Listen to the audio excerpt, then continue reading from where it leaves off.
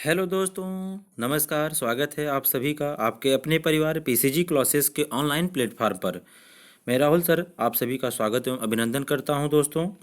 और आशा एवं उम्मीद भी करता हूं कि आप सभी लोग बहुत ही स्वस्थ होंगे, मस्त होंगे और आप लोगों की पढ़ाई बहुत ही अच्छे से चल रही होगी दोस्तों। तो जैसा आप सभी लोग स्क्रीन पर देख रहे होंगे कि आज मैंने ह्यूमन बॉडी से जुड़े कुछ इम्पोर्टेंट्स जो है महत्वपूर्ण तथ्य को लेकर आया हूँ, फैक्ट को लेकर आया हूँ। तो ये मानव शरीर से जो जुड़े कुछ महत्वपूर्ण प्रश्न हैं, आज हम सभी लोग उस प्रश्न के बारे में डिस्कशन करेंगे। तो चलिए, पहला प्रश्न जैसा देख रहे हैं आप लोग, क्वेश्चन क्या कह रहा है कि लाल रक्त कण यानी इसको बोलते हैं आरबीसी, रेड ब्लड सेल्स बोलते हैं, ठीक है, का निर्माण कहाँ होता है।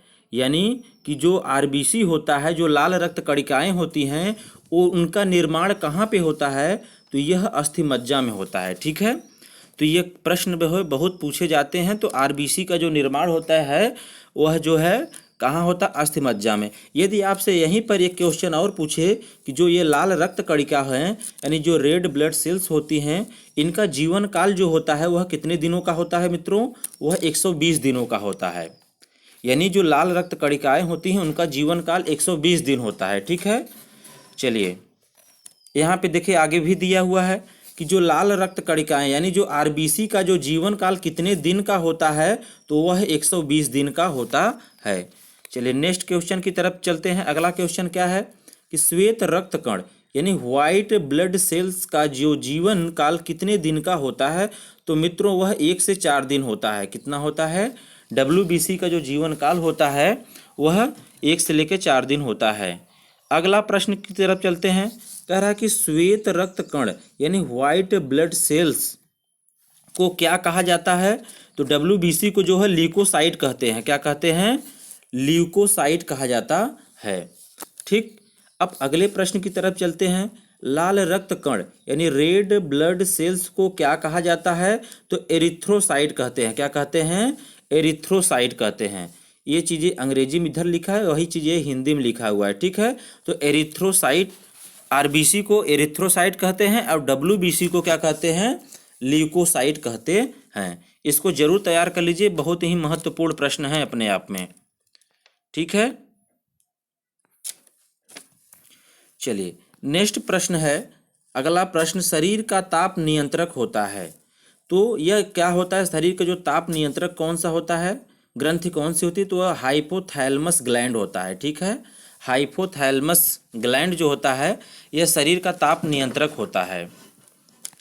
अगला प्रश्न, मनुष्य की सर्वदाता रक्त समूह क्या है, तो आप सभी जानते हैं ओ जो है वह रक्त सर्वदाता रक्त समूह होता है। 4 ग्रुप होते हैं, ए होता है, फिर बी होता है, फिर ए बी होता है, इसके बाद ओ होता है, ठीक है। ये 4 जो है रक्त समूह हैं यानी ब्लड ग्रुप हैं। और इसमें जो सर्वदाता होता है यानी जो देने वाला होता है, डोनर होता है, जो सबको दे सकता है, तो वह ओ ग्रुप जो होता है वह रक्तदाता समूह के अंतर्गत आते हैं, ठीक है। अब चलिए अगला प्रश्न है कि मनुष्य की सर्वग्राही रक्त समूह यूनिवर्सल रेस्पेक्टर क्या है, तो यह जो है ए बी है। ए बी जो होता है यह आपका सर्वग्राही होता है, यानी यह सबसे जो है ब्लड को ले सकता है लेकिन दे नहीं सकता है, ठीक है। वो दे कौन सकता है, सिर्फ ओ दे सकता है। ओके स्टूडेंट्स, चलिए अगले प्रश्न की तरफ चलते हैं हम लोग जो है।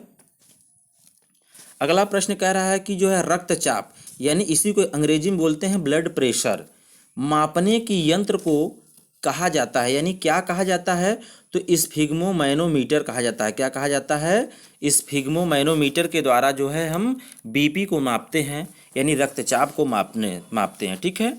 तो चलिए अगले प्रश्न की तरफ चलते हैं। ब्लड बैंक को क्या कहा जाता है, यानी ब्लड बैंक क्या कहलाता है, तो प्लीहा जो है वह ब्लड बैंक कहलाता है, ठीक है, या स्प्लीन। चलिए अगले प्रश्न की तरफ चलते हैं। अगला प्रश्न कह रहा है कि भोजन का पाचन कहाँ प्रारंभ होता है, यानी भोजन का जो पाचन है होता है कहाँ से प्रारंभ होता है, तो वह मुख से जो है भोजन का पाचन जो होता है प्रारंभ हो जाता है। अगला प्रश्न है कि पचे हुए भोजन का अवशोषण कहाँ होता है, जो हमारे अंदर शरीर में पचा हुआ भोजन होता है उसका अवशोषण कहाँ पे होता है, तो वह स्मॉल इंटेस्टाइन में होता है, यानी इसको बोलते हैं छोटी आंत। क्या कहते हैं मित्रों, इसको कहते हैं छोटी आंत में जो होता है छोटी आंत में पचे हुए भोजन का अवशोषण स्मॉल इंटेस्टाइन में होता है, यानी छोटी आंत में होता है। ठीक है, चलिए अगला प्रश्न है, पित्त यानी इसको बोलते हैं बाइल, किसके द्वारा स्रावित होता है? पित्त किसके द्वारा स्रावित होता है? तो यह यकृत के द्वारा, यानी यकृत यानी लीवर के द्वारा जो होता है पित्त स्रावित होता है। ठीक है, चलिए अगले प्रश्न की तरफ चलते हैं हम लोग। विटामिन ए कहाँ संचित होता है? मित्रों बहुत ही वेरी इंपॉर्टेंट है क्वेश्चन यह जो है, बताइए आप लोग देख भी रहे होंगे आप लोग कि जो है विटामिन ए कहाँ संचित होता है? तो मित्रों यह यकृत में संचित होता है। ठीक है, इस साइंस के जितने भी प्रश्न हैं बहुत ही महत्वपूर्ण प्रश्न हैं। इन सभी प्रश्नों को आप सभी लोग बहुत तैयार कर लीजिए, ज़्यादा से ज़्यादा मात्रा में बार बार रिपीट करके इसको तैयार कर लीजिएगा, क्योंकि ये सभी परीक्षाओं में आते हैं और इनके आने की संभावनाएं बहुत ज़्यादा हैं।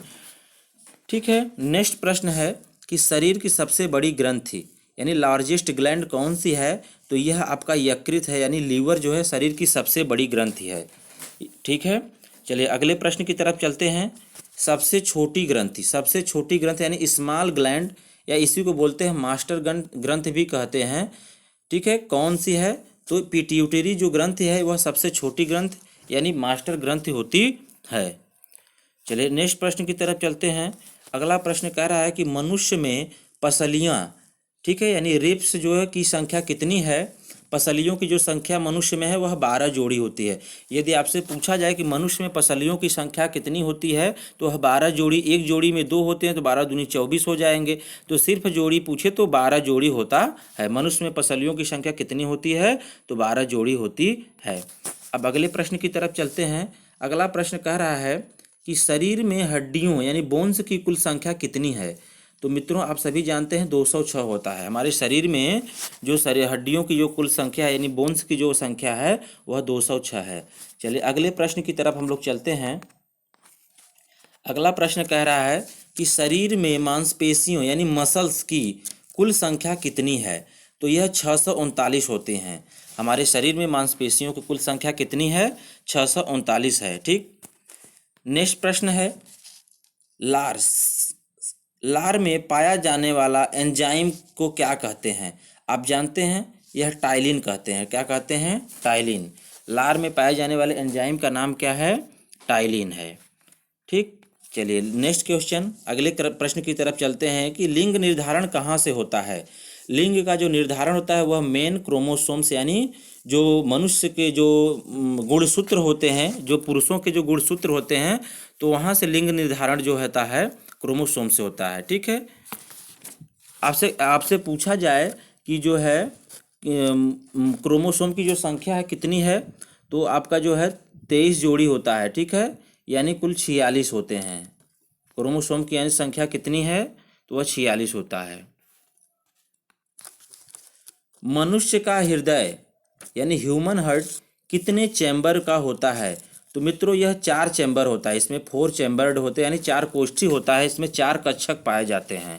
मनुष्य के हृदय में कुल कितने कक्षक पाए जाते हैं? 4 कक्षक पाए जाते हैं। चलिए नेक्स्ट के प्रश्न की तरफ चलते हैं। देखिए अभी अभी हमने बताया, प्रश्न की भी आ गया है कि शरीर में गुणसूत्रों यानी क्रोमोसोम्स की जो संख्या पाई जाती है कितना पाया जाता है? तो यह 46 पाया जाता है। ठीक है, 46 जो है हमारे शरीर में गुणसूत्रों की संख्या कुल 46 पाई जाती है। ठीक है, चलिए अगले प्रश्न की तरफ चलते हैं हम लोग। शरीर का सबसे बड़ा अंग यानी लार्जेस्ट ऑर्गन कौन है? वह त्वचा होता है। कौन सा होता है? यदि आपसे पूछा जाए कि शरीर का सबसे बड़ा अंग यानी लार्जेस्ट ऑर्गन क्या है, तो वह है आपका त्वचा हो जाता है। अगले प्रश्न की तरफ चलते हैं। शरीर की जो है सबसे बड़ी कोशिका कौन सी है? शरीर की जो सबसे बड़ी कोशिका होती है मित्रों वह तंत्रिका तंत्र होता है। ठीक है, इसी को बोलते हैं नर्वस सिस्टम भी कहते हैं। ठीक है, चलिए नेक्स्ट अगला प्रश्न है, शरीर में अमीनो अम्ल की जो संख्या कितनी होती है? माने हमारे शरीर में जो अमीनो एसिड की जो संख्या होती है वह कुल 22 होती है। कितना होता है? 22 होता है। चलिए अगले प्रश्न पर चलते हैं हम लोग कि शरीर में प्रतिदिन कितना मूत्र बनता है, यूरिन कितना बनता है? तो वह 1.5 लीटर से 2 लीटर बनता है हमारे शरीर में, यानी 1.5 से 2 लीटर आपका प्रतिदिन जो है यूरिन बनता है यानी मूत्र बनता है। ठीक है, चलिए अगला प्रश्न है मूत्र दुर्गंध देता है क्योंकि, यानी मूत्र से जो दुर्गंध आता है क्यों आता है, तो वह यूरिया यानी यूरिया के कारण आता है। ठीक है, यदि आपसे पूछा जाए मूत्र दुर्गंध देता है क्यों, तो वह यूरिया के कारण जो है, यूरिया हमारे शरीर में यूरिया की मात्रा ज़्यादा हो जाती है, इसलिए मूत्र से दुर्गंध देता है। ठीक, अब देखिए नेक्स्ट प्रश्न है कि जो है मानव मूत्र अम्लीय माने मानव मूत्र का पीएच मान कितना होता है। तो मानव मूत्र आप जानते हैं कि जब अम्लीय मान क्या होता है, एक पीएच मान होता है, जैसे अगर यदि 7 हो जाता है तो वह उदासीन होता है, यदि 7 से कम है तो वह अम्लीय हो जाता है, यदि 7 से अधिक होता है तो वह क्या हो जाता है, क्षारीय हो जाता है। ठीक है, तो मानव मूत्र का जो पीएच मान होता है मित्रों, वह आपका 6 होता है। ठीक है, तो इसीलिए मानव मूत्र अम्लीय होता है। ठीक है, मानव मूत्र का जो पीएच मान होता है वह 6 होता है। ठीक, चलिए नेक्स्ट प्रश्न, अगला प्रश्न है शरीर का सामान्य तापमान कितना होता है। एक मनुष्य का जो सामान्य टेम्परेचर होना चाहिए कितना होता है, तो फ़ारेनहाइट में देखेंगे तो 98.6 डिग्री फ़ारेनहाइट होता है, और यही डिग्री सेल्सियस में 37 डिग्री सेल्सियस होता है। यदि इसको केल्विन में बदल देंगे तो 310 केल्विन हो जाता है। इसको तैयार कर लीजिए, बहुत बार पेपर में आया है, सभी एग्जाम्स में ये प्रश्न आए हुए हैं। ठीक है, तो बहुत ही महत्वपूर्ण प्रश्न है। चलिए अगला प्रश्न है मानव शरीर में टिबिया नामक हड्डी कहाँ पाई जाती है। तो टिबिया नामक हड्डी जो है हमारे शरीर में, यह पैरों में पाई जाती है। कहाँ पाई जाती है, पैरों में पाई जाती है। चलिए अगले प्रश्न की तरफ चलते हैं, दांतों और हड्डियों की संरचना के लिए आवश्यक तत्व क्या है। तो यह जानते हैं कैल्शियम और फास्फोरस की कमी से हमारी हड्डियां कमज़ोर हो जाती हैं, और दांतों और हड्डियों की संरचना के लिए सबसे महत्वपूर्ण आवश्यक जो तत्व हैं वह आपके कैल्शियम और फास्फोरस हैं। ठीक है, यदि आप इनकी कमी हमारे शरीर में हो जाती है तो हमारे शरीर की जो हड्डियां हैं कमज़ोर हो जाती हैं। ठीक है, दांत भी कमज़ोर हो जाते हैं। तो इन सबको मजबूत बनाने के लिए हमको कैल्शियम और फास्फोरस की आवश्यकता होती है। ठीक है, तो कैल्शियम जो है दूध में सबसे ज़्यादा मात्रा में पाई जाती है। अगला प्रश्न है ब्लड को थक्का जमने यानी ब्लड क्लॉट में सहायक क्या होता है। तो यह प्लेटलेट्स होते हैं। ठीक है, रक्त को थक्का जमने में जो सहायक क्या होता है, प्लेटलेट्स होता है। ठीक, चलिए अगले प्रश्न की तरफ हम लोग चलते हैं, मस्तिष्क तथा सिर के अध्ययन को क्या कहते हैं।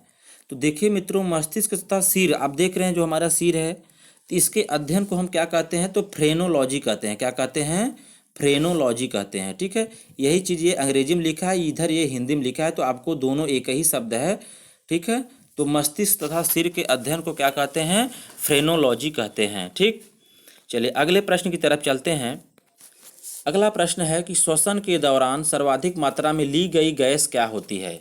ली गई गैस क्या होती है मित्रों, नाइट्रोजन। क्योंकि आप सभी जानते हैं कि हमारे वायुमंडल में सबसे अधिक मात्रा में जो है नाइट्रोजन गैस पाई जाती हैं। लगभग आप जानते हैं कि 100% में 78% जो है आपके नाइट्रोजन गैस पाई जाती हैं, और 21% जो है आपका जो है वायुमंडल में ऑक्सीजन यानी O2 गैस पाई जाती हैं। ठीक है, तो ये आपके नाइट्रोजन जो है यदि आपसे पूछा जाए तो 78% पाई जाती हैं, और O2 जो यानी ऑक्सीजन जो है 21% हमारे वायुमंडल में पाई जाती हैं। तो श्वसन के दौरान सर्वाधिक मात्रा में जो ली गई गैस होती है वह आपके नाइट्रोजन होती है। ठीक है, चलिए अगले प्रश्न की तरफ चलते हैं, जीवित जीवाश्म कौन होता है। तो यह साइकस होते हैं। क्या होते हैं, साइकस होते हैं। ठीक, चलिए अगले प्रश्न की तरफ चलते हैं। अगला प्रश्न क्या कह रहा है कि जो है मिनी माता रोग किसके कारण होता है। तो मिनी माता जो रोग होता है वह जल में मरकरी यानी पारा के जो प्रदूषण के कारण जो होता है वह मिनी माता रोग होता है। यह सबसे ज़्यादा जो है पश्चिम बंगाल में हुआ था। ठीक है, इसके ज़्यादा जो है रोग एक बार ये पकड़े गए थे तो पश्चिम बंगाल में इसकी मात्रा सर्वाधिक है, और ये जल में प्रदूषण के मरकरी के प्रदूषण के कारण होता है। चलिए अगले प्रश्न की तरफ चलते हैं, मानव त्वचा ह्यूमन स्किन का अध्ययन करने वाली विज्ञान क्या कहलाती है। तो इसको बोलते हैं डर्मेटोलॉजी कहते हैं। क्या कहते हैं, जो हम मानव या स्किन की जो बात करते हैं, जो त्वचा की अध्ययन करने वाली को विज्ञान को क्या कहते हैं, डर्मेटोलॉजी कहा जाता है। अगला प्रश्न है, कीड़ों के अध्ययन करने वाली विज्ञान को क्या कहा जाता है।